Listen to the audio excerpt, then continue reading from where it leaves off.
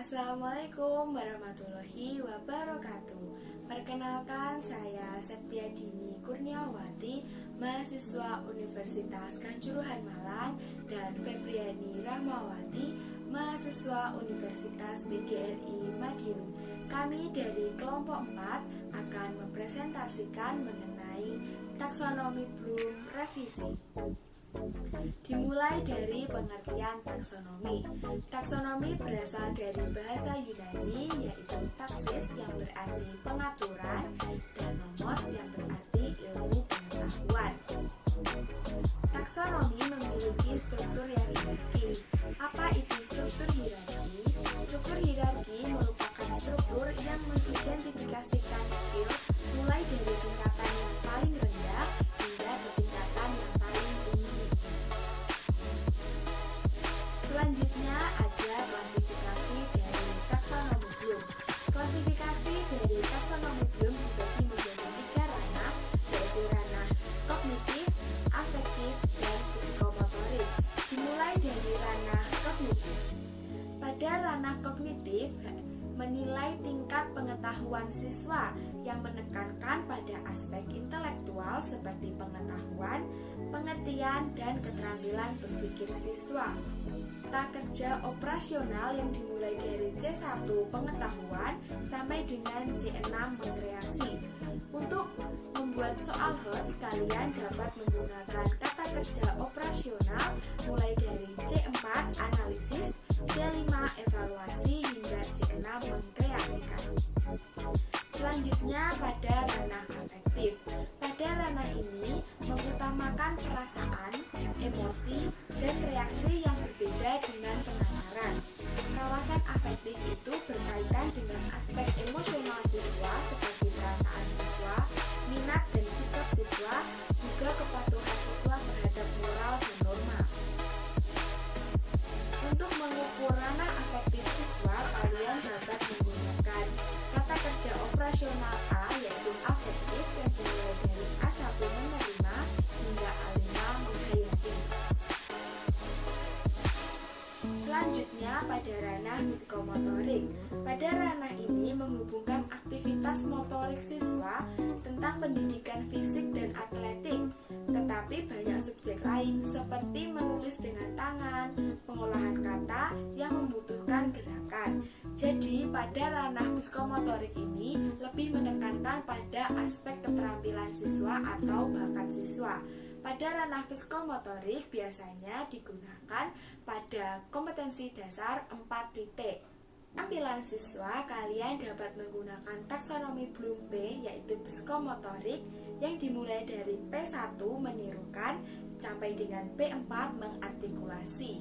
Nah, untuk mengukur kemampuan siswa atau pengetahuan siswa dengan menggunakan taksonomi Bloom kognitif digunakan pada kompetensi dasar 3 titik. Materi selanjutnya akan dibawakan oleh Febriani Rahmawati, yaitu berkaitan dengan revisi dari taksonomi Bloom. Di sini saya akan menjelaskan mengenai teori belajar yang melandasi taksonomi Bloom. Jadi ini merupakan serangkaian prinsip yang saling berhubungan dengan penjelas dari fakta yang berkaitan dengan peristiwa belajar. Teori ini dikemukakan oleh Tomlok, Skinner, dan Pavlov. Jadi teori ini merupakan perubahan dalam tingkah laku sebagai akibat dari interaksi antara stimulus dan respon. Proses belajar sebagai perubahan perilaku yang dapat diamati dan timbul sebagai hasil pengalamannya. Untuk yang selanjutnya ada teori belajar kognitif. Teori ini merupakan teori belajar yang tidak hanya melibatkan hubungan antara stimulus dan respon. Teori belajar yang lebih mementingkan proses belajar daripada hasil belajar itu sendiri. Teori ini dikemukakan oleh Lewin dan Piaget. Nah, yang ketiga itu ada teori belajar humanistik. Teori ini memandang bahwa proses belajar harus berhulu dan bermuara pada manusia itu sendiri. Jadi para pendidik itu hanya membantu peserta didik untuk mengembangkan dirinya dengan mengenal diri mereka sendiri sebagai manusia yang unik, manusia yang mempunyai ciri khasnya tersendiri. Selanjutnya, ada taksonomi Bloom dalam perspektif pakar pendidikan. Taksonomi Bloom yang lama menggunakan kata benda, sedangkan Anderson dan Caldwell mengubah menjadi kata kerja. Berikut ini adalah gambar perubahan struktural taksonomi Bloom. Di sini itu dijelaskan perubahan taksonomi Bloom yang dilakukan Anderson dan Caldwell. Yang pertama itu ada pada tingkatan pada taksonomi Bloom yang sama menggunakan kata benda, sedangkan Anderson dan Caldwell mengubahnya menjadi kata kerja.